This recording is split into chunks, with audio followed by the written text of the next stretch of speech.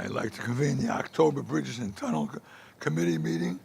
Ms. McCone, are there any public speakers? Good morning. We have 2 members of the public registered to speak today. As a reminder, we ask that all public speakers adhere to the MTA's rules of conduct and decorum. I would also like to remind our public speakers that in the interest of time and fairness to all speakers, we limit everyone to 2 minutes. Please be aware of the clock in the room and the warning light you will see reminding you that you have 30 seconds left to conclude your remarks. The first speaker will be Murray Bowden. Following will be Maddie Bucky's Highland.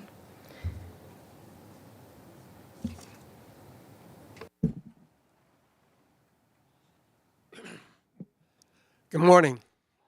It's on? After all these years, I finally realized I've been doing it wrong. Kathy, I've been asking you to do it. And we've been discussing this for years, but it was the wrong thing to do. David, I need your attention. It is your responsibility and the responsibility of this board to see that Kathy enforces the law as currently written. She is not doing it. We both know it. We don't have to discuss it here because she taught me about obeying it consistently and doing it the same way. So you taught me. I'm using what you taught me. It's this board's responsibility, not Kathy's, to see the laws enforced. You hire and fire Kathy. She's great. She's terrific. But she's caught in a system where enforcement is the problem, not the law. And so, David, you and this board either make Kathy, I've been diagnosed with dementia. And so when I misspeak, please correct me.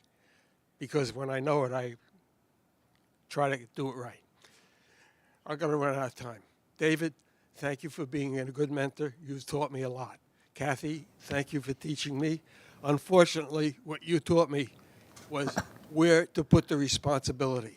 Not only is it here, it's everywhere.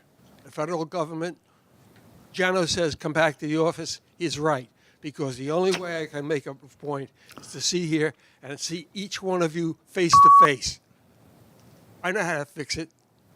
I'll be glad to sit down with any of your team and show you what to do.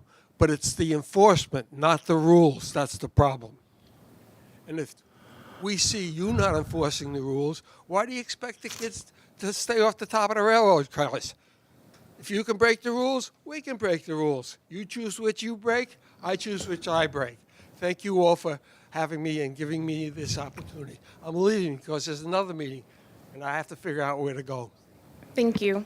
The next speaker is Maddie. You want to hold that a second? Sure.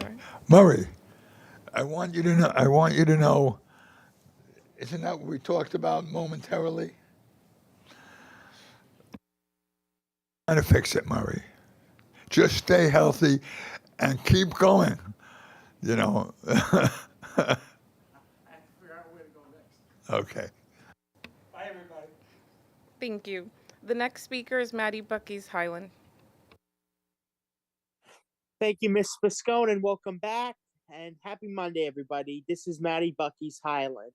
For today, I want to speak about congested pricing tolling, as recently a damning report has come out from Comptroller Tom DiNapoli that if congested pricing isn't funded, they could face a blowhole within. Well, I did oppose the $15 toll. Originally, I would support a reduced fare of $8 or $9 to pay for it. Personally, I think the minimum wage is $15 an hour, but we'll have to see when we go there. But if this dire consequences are met, they may have to consider raising the tax for the MTA from 0.375% maybe to 0.5%, which has been the rate since 2005, when then Governor George Pataki was governor, and then Peter Clark, Cal's MTA chairman, and Katie Lapp as executive director. That's all I have to say for this month. God bless each and every one of you. Thank you, Ms. Spascone. Thank you. Chair, that concludes the public comment. Okay, good morning again. Thank you, Rose. We don't have a quorum, so we can't approve the minutes. President Sharon, are there any changes in the work in the work plan? Good morning, Chair Mack. There are no changes to the work plan. So I'll just go right into my remarks. In line with the MTA's discussion of budget performance today, I'm pleased to report that Bridges and Tunnels is performing well in this respect. We continue to anticipate another round of record revenue surplus this year. This positive prediction is due to a combination of increased toll revenue and lower expenses. $10 million in recurring savings will begin in 2025. This includes reducing areas of underspending, future efficiencies in non-labor areas, and the elimination of vacancies, primarily due to revised staffing requirements. Ongoing efforts include future controls on procurement credit cards to ensure the best pricing for purchases, and a review of facility space needs. An independent needs analysis by C&D to meet the current and future operating environment was recently completed, and implementation strategies are underway. Additionally, for 2024, year-to-date total overtime is 8.5% or $2.2 million favorable from the mid-year forecast. This is attributed to continued management efficiencies and improved scheduling and staff deployment. We will continue to monitor expenses and look for additional savings opportunities throughout the year. Moving to recent events, I'd like to highlight a significant vessel passage, which took place in the overnight hours on October 19th. The Verrazano Narrows Bridge was the scene of a dramatic sight when the Genoa 25, a cargo vessel carrying 4 large container cranes, passed safely under the center span en route to Port Liberty Bayonne Terminal. While the passage under the bridge took just a few minutes, weeks of coordinated planning and analysis ensured the trip was successful without incident.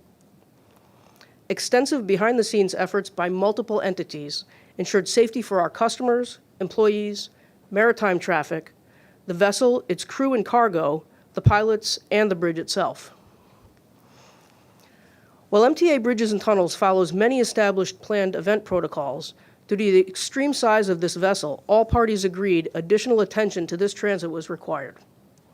The Genoa 25 and its crane cargo arrived in lower New York Bay after sailing over 15,000 nautical miles from Shanghai, China. Guided by the United States Coast Guard Sector New York, the ultimate authority for maritime traffic in the port, the team followed a round-the-clock regimen of tactical planning meetings that entailed tide predictions, wind and weather monitoring, risk assessments, safety analysis, and close coordination and engagement among one another in this large multidisciplined group. All were focused on every imaginable detail to ensure success. After careful consideration of 3 possible dates, Saturday morning, the 19th, was determined to have optimal conditions for the passage. Out of an abundance of caution, MTA Bridges and Tunnels executed a closure of the entire bridge immediately prior to the final vessel movement. Regional messaging kept customer impact to a minimum during these lower traffic volume hours. Upon completion of the operation, our team reopened the bridge and its multiple ramps shortly before 4:30 a.m. to safely receive traffic again. I would like to recognize, of course, the U.S. Coast Guard Sector New York for their leadership during all phases of this operation, and I'm pleased Commander Dan McQuait could join us today to celebrate the successful event. Commander, would you like to say a few words?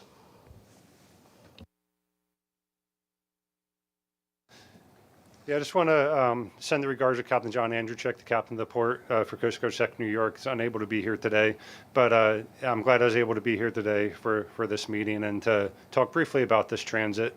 This is just another example of how we're better together than separate. We all came together, all those entities you saw on the previous slide, all worked together throughout this transit, and I was kind of fascinated by the information on the Verrazano Bridge I didn't know about, with the, deflection from the wind and the live load and all that good stuff from vehicles. So great work by the MTA staff coming together, providing the information, expressing concerns in a constructive manner rather than fighting against the scenario, because like I said, we all work together and a successful transit because of that. And thank you again for having me today here.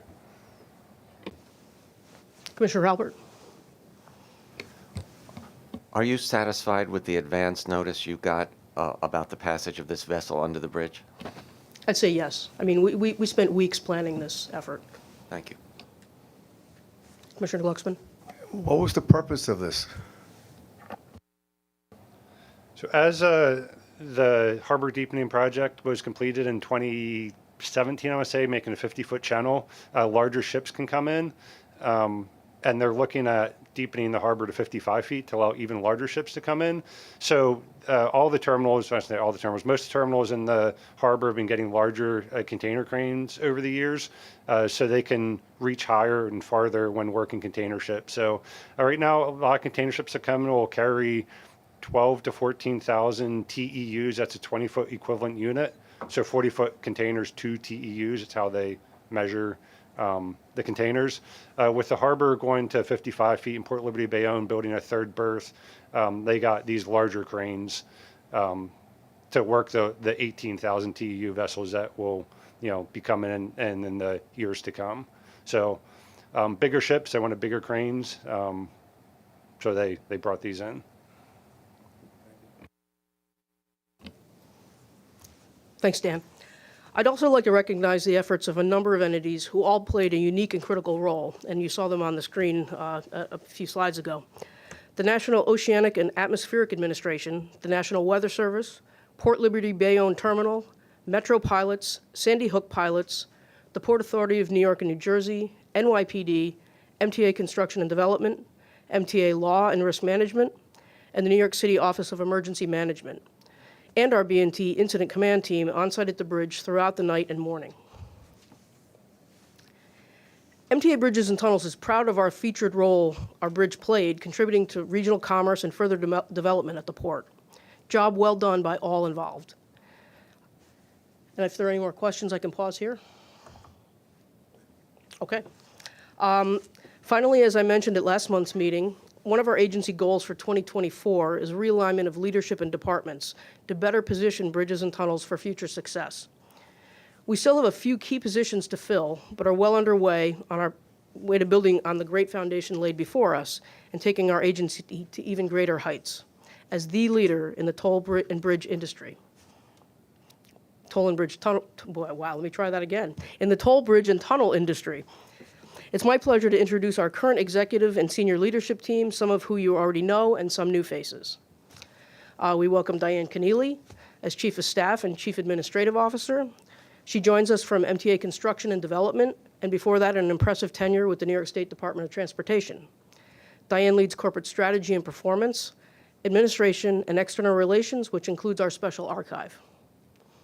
Dr. Allison C. De Sereno continues as Chief Operating Officer. She couldn't be with us today.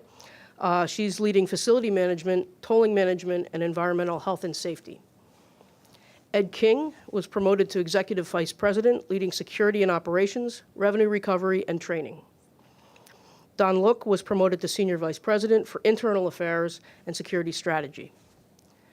Joyce Brown continues as our Equal Employment Opportunity Officer, always heading off issues well before they become problems. Marlene Thompson has been reassigned as Senior Vice President of Facility Management, leading facility operations at all 9 crossings and also maintenance, which includes intelligent transportation systems and fleet.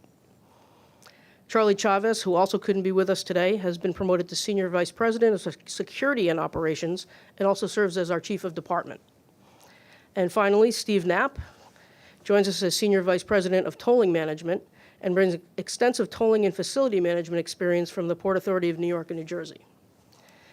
So I'd like to welcome all the new members and congratulate anyone who was promoted.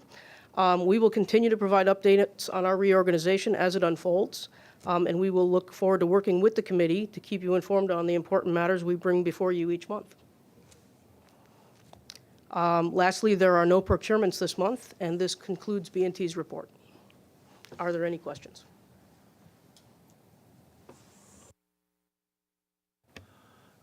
Okay.